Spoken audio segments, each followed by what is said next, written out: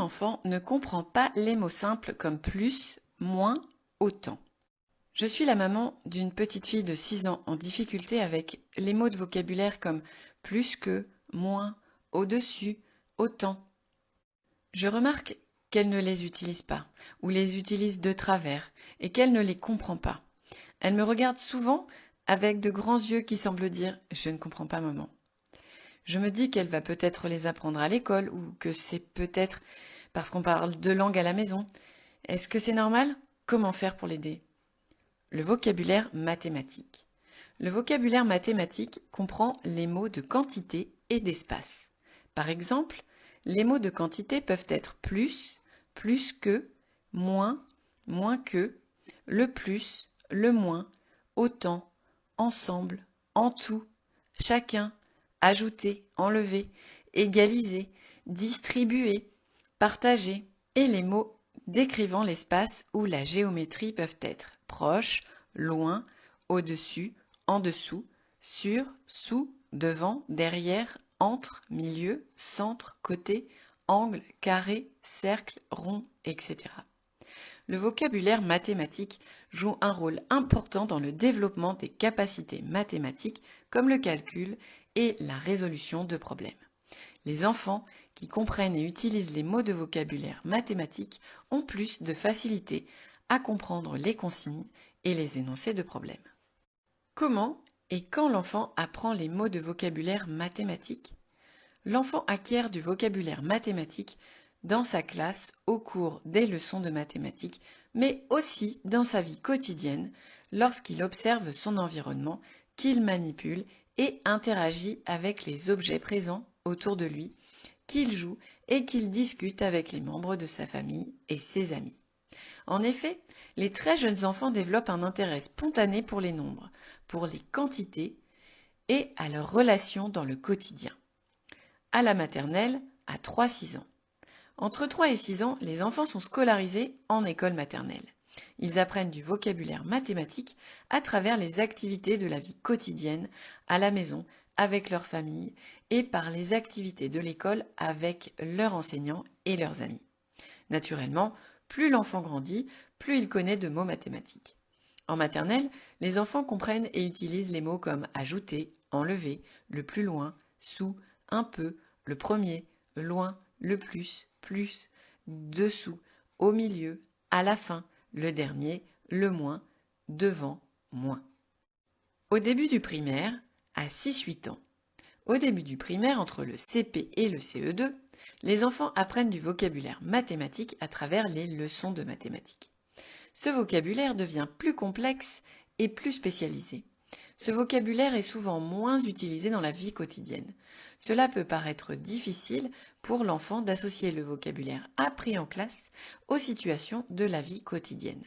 Par exemple, il rencontre des mots particuliers comme dizaine, centaine, pair, impair, somme, différence, croissant, décroissant, cube, etc. En fin de primaire, CM1, CM2, les enfants apprennent du vocabulaire mathématique à travers les leçons de mathématiques.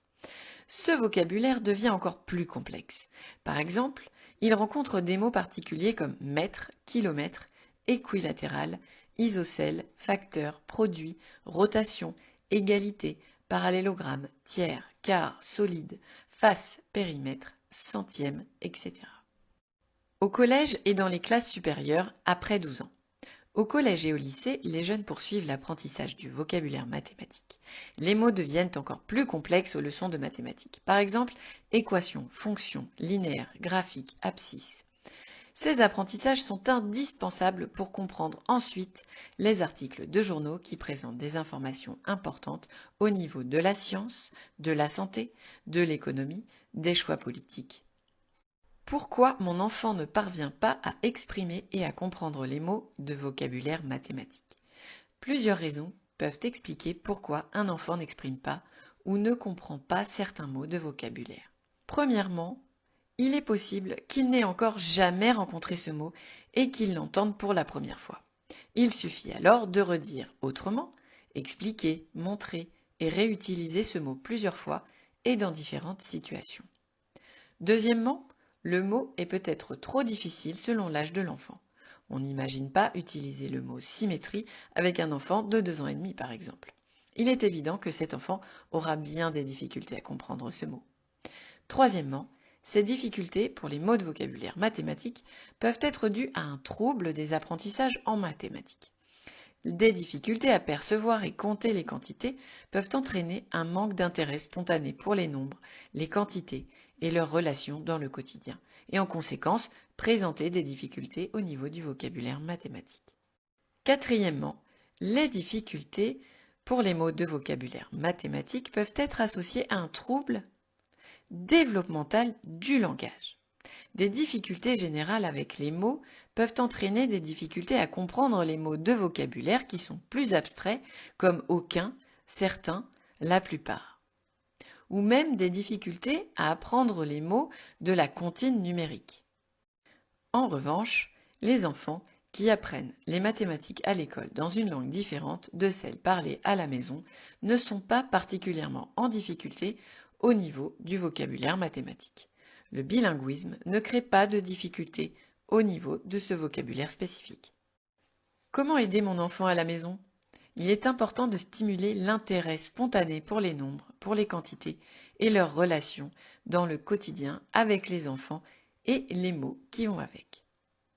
Pour cela, il est essentiel de proposer aux enfants des mots mathématiques de manière naturelle, dans les jeux et les discussions, dans le plaisir de l'échange.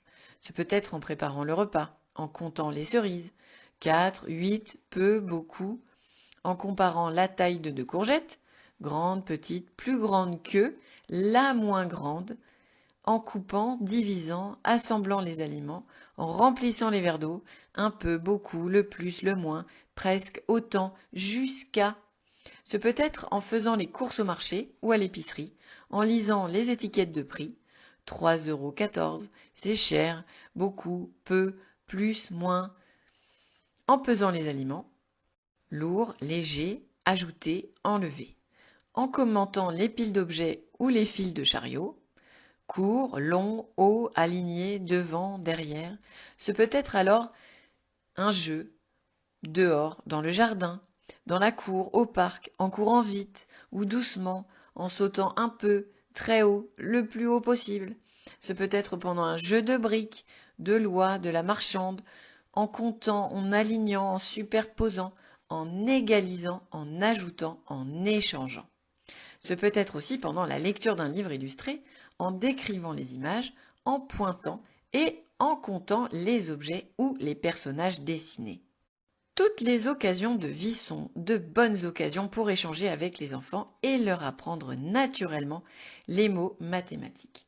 Si les enfants ne comprennent pas un mot, il suffit de le redire différemment, de montrer avec les objets de la maison si cela est possible, de donner un exemple concret. Pour le vocabulaire mathématique appris à l'école, il peut être utile de préparer avec l'enseignant un répertoire de mots avec leur définition et des illustrations sous forme de schémas ou de dessins. Si les difficultés sont importantes et semblent persister, alors il est utile d'en discuter avec l'enseignant et l'enfant pourrait avoir besoin d'un bilan orthophonique.